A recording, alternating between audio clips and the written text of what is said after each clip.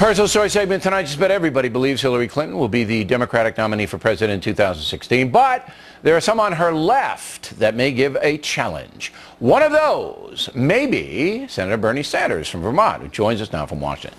So, Senator, I'm not going to debate you tonight. I just want to get your positions on the record. I might give you a little jazz, but primarily I just want to know what you think. So let's start with number one. You are a socialist. What does that mean? What it means is that we have a lot to learn from Democratic-Socialist governments that have existed in countries like Denmark, Sweden, Finland, Norway, where all people have health care as a right, where higher education is free, where they have a strong child care program, where they don't have the massive type of income and wealth inequality that we have in the United States of America. All right, so cradle-to-grave entitlements, then, in order to raise the money to do that in a nation of 320 million, because Sweden has 9 million, all right, you have to tax. So, yep. I make a lot of money. Did you know that, Senator? I kind of guessed that. Yeah, I make a lot. So, what is my income tax rate under your administration? What would it be? It'll be more than it is right now. No, give me a number. Give me a, no, I'm not going to give you a number. It's something that you have to look at and study. 70, 80%?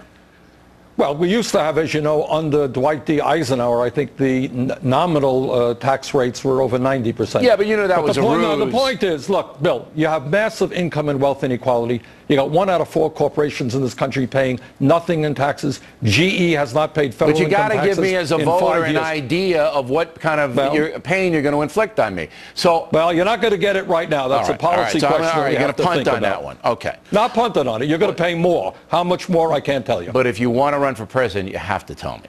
Okay. Now, well, we've got a little time on that. Putin. Okay? So Putin is going to seize Crimea. What do you do to Putin? Well, I think, first of all, the lesson that we learn is that we don't repeat what happened in Iraq and Afghanistan, where the United States virtually did it alone. We are a tight global community. The entire world has got to stand up to Putin. We've got to deal with sanctions. We have to deal with freezing assets. But the entire world has got to take action against Russian imperialism. You're President Sanders, and you bring in Merkel, and you bring in everybody else in Europe. You go, this is what I want to do to Putin. What do you want to do, Senator? What do you want to do to him? Well, you totally isolate them politically. You totally isolate them economically. They have assets give me one example of an economic sanction you would like to see. Well, you freeze assets that the Russian government has all over the world. You freeze them. You say, hey, any Russian money in U.S. banks, English banks, you can't get it. You tell that's pretty harsh. You know, Putin's not going to sit for that. You know that. Well, international corporations have huge investments in Russia. You could threaten pulling them out. There are a number of things that you could do, but this is what you don't do. All right. You don't go to war. You don't sacrifice lives of young people in this country as we did in Iraq and Afghanistan. All right, so Putin invades Poland. You go to war for that? You say you did that? Well, that's a hypothetical. It is a hypothetical, but I want to know if you're a pacifist completely.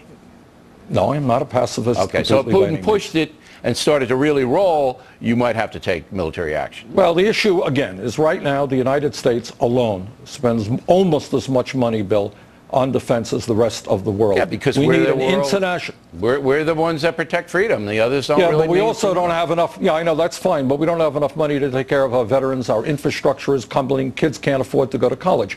So what we have got to do is work with the entire global economy and all the countries around the world. Okay, but President Obama has tried to do that, and he's not gotten very far. Now, your state is awash in heroin, Vermont.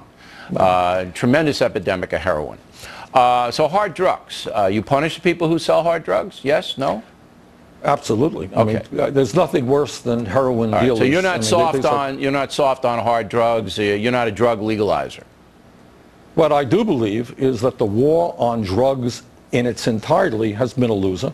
We got a whole lot of people in jail who should not be in jail. Who shouldn't be in jail? Somebody who sells heroin? Somebody who sells crack? No, somebody who sells heroin should be in jail big time. Somebody who's smoking a little marijuana should not be in jail. But there's not too many of them in jail. Very, very few. And usually those are plea downs from major weight.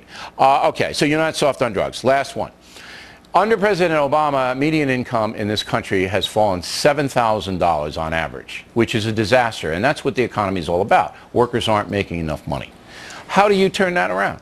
Good question. And that's ultimately the most important question, Bill, because the middle class of America is collapsing, has been collapsing for 30 years. It's silly to just blame this on Obama. Middle class is collapsing, poverty is up, and the rich are doing phenomenally well. What do? What you do is say that in America we're going to rebuild our crumbling infrastructure. And by doing that, we're going to create millions of jobs. So you go we're on a raise the massive minimum public works wage. like FDR, massive public works, put everybody to work, the government pays for people to just rebuild the country. Our infrastructure is collapsing. I'm not arguing with you, Senator. I'm trying to clarify. I'm not arguing with you. You invest in your infrastructure, and that's the fastest way to create decent-paying jobs. Okay, Bridges, roads. so it's like the Tennessee Valley Authority, the Sanders Valley Authority. We're going to get a big, everybody's going to get a job working for the government to rebuild the infrastructure. No, it's not just working for the government. You can have private sector jobs as well. But the point is, when real unemployment today is close to 13%, youth unemployment is at 20%, it is absolutely imperative that our highest priority is to put people back to work. All right. But they got to want to work, and they got to get them an incentive to work. Hey, Senator, we'll continue the conversation. What are the odds that you run for president? 10 to 1, 50 to 1, what is it? We will wait patiently and see, Bill. It's still pretty early. All right. We appreciate you coming on. We come right back. Gutfeld McGurk, as you have never seen them before. Then O'Reilly and Letterman. Another disagreement upcoming.